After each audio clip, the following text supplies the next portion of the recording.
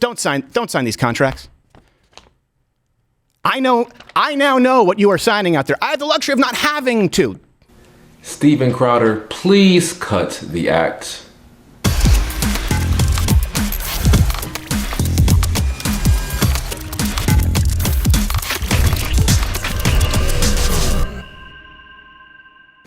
Hello guys, welcome back to the Mad Box. 2023 is getting wilder and wilder. I mean, things really started off with a bang with this latest controversy. So just to give y'all a little update, Steven Crowder decided to launch World War III against the Daily Wire. He's one of the biggest figures within the conservative world, and many people know him for his comedy, and for the most part, he's an independent creator. The Daily Wire, on the other hand, is a media organization with pundits like Ben Shapiro, Candace Owens, Matt Walsh, and Andrew Klavan. They're a business and they wanted to recruit Steven Crowder, so they offered him a contract of $50 million, but of course this wasn't enough for him. So they basically went their separate ways after that, but then out of nowhere, Steven Crowder came back with these crazy allegations that the Daily Wire was this oppressive organization that offered slave-like contracts, and that's when the fire began to spread and his video went viral. To be technical though, what Steven Crowder was offered wasn't even a contract, it was a term sheet, which means that it was just a starting ground for negotiations. He can get his lawyer, meet up with the Daily Wire, go over everything line by line, and whatever he doesn't like can possibly be changed. None of this was set in stone. To people who don't know how this works, first and foremost, it's a term sheet. He was never given a contract. It was a term sheet. It's essentially a starting conversation. Here's what we have in mind. Everything's baked in. Some things literally don't make sense. Like in my term sheet, it said, whatever about they wanted access to my Snapchat. I don't have a Snapchat. They wanted access to my Rumble. I don't have a Rumble. They don't want access. It's literally just like, here's something so we can get the conversation started. And really, the thing you need to pay attention to is like, this is the money. And then, of course, our lawyer is going to go back and say, this makes entirely no sense. This makes entirely no sense. So then you get to, personalize it, so to speak. Right? When you say, okay, well, this thing makes me nervous because, okay, what if it's not me that's sick, but my son? I have 2 kids, right? What if my son breaks his leg and I'm not going to not leave his side. So I have to then say, I need to personalize this term sheet. And that is what the contract is then for. If you come to some agreement that this is what we're going to work on. If you're a big boy, right? If you can put on your big boy pants, is to go to your lawyer and to say, I'm not doing that. I'm not doing that. This makes no sense. Negotiate. As you just heard, Candace said that in her original contract with the Daily Wire, they wanted to own all of her social media, but she wasn't comfortable with that. So she got a lawyer, sat down with them, and they went over everything line by line. This is what she liked, this is what she didn't like, and eventually they came to an agreement.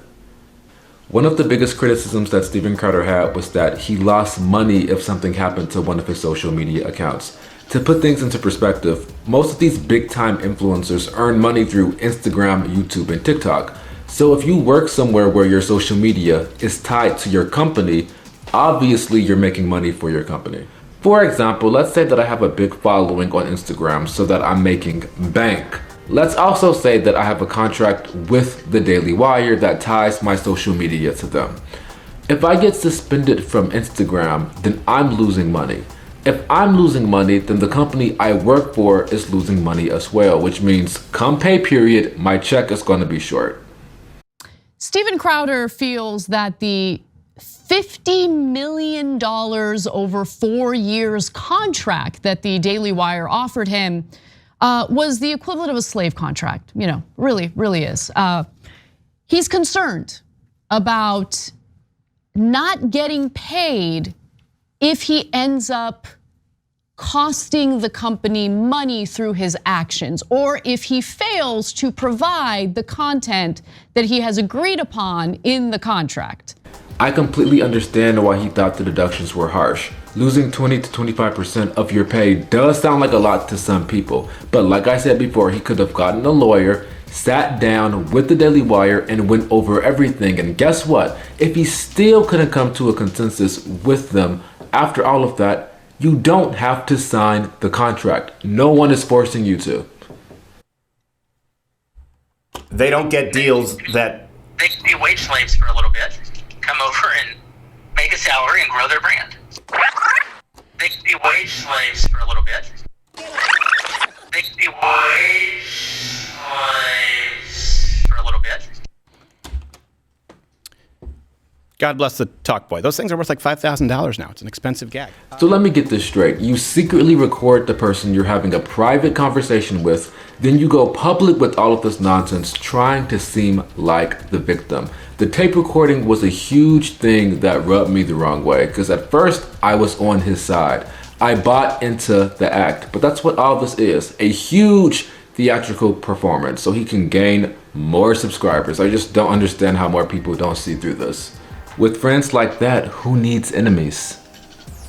I think it's important for people to follow the timeline. When was he offered the contract? When did he turn down the contract? When did he record his friend? When did he launch his viral video? All of these things are important because when you put them all together, you begin to see that it's not a coincidence what has happened. I also want to talk a little bit more about the plain folks tactic that he is using. For people who haven't heard, plain folks tactic is basically when people try to appeal to the masses by saying that they're just like everyone else. They're doing this for the little guy. It's a manipulative and easy way to win people over. And who do we see doing it the most? Politicians. And that's how we know that they're corrupt liars. They try to say that they're fighting for the underdog. They feel the pain of the working man and they're gonna fight for your votes. They do it all the time, and Steven Crowder is definitely doing the exact same thing in his video. And I also want to add that Tim Pool was offered a contract by the Daily Wire as well. He's way bigger than Steven Crowder and makes a lot of money. So he sat down with the Daily Wire, with his lawyers, and they went over everything all day long, all these negotiations. But at the end of the day, he wasn't happy with it. It wasn't for him. So he walked away. He didn't need to attack them. He didn't drag their name through the mud. He didn't do all of these crazy things that Steven Crowder did. He said, this is a different way of doing business that I'm not comfortable with, and he just left it alone. And I think that's a learning lesson for a lot of people moving forward. I've negotiated with the Daily Wire. We couldn't figure out something that worked. We're very different in that sense. And I said, well, it was nice hanging out, and let's work on stuff in the future, and we'll make awesome stuff. Alright y'all, that is it for this video. Let me know what you think. Are you Team Crowder? Are you Team Daily Wire? Are you on neither team or both? Let me know what you think. I think at the end of the day, both of these parties involved offer a lot to the conservative movement. They're both very talented, and it's just a shame that they have to fight over something that should have been private in the first place. But here we are.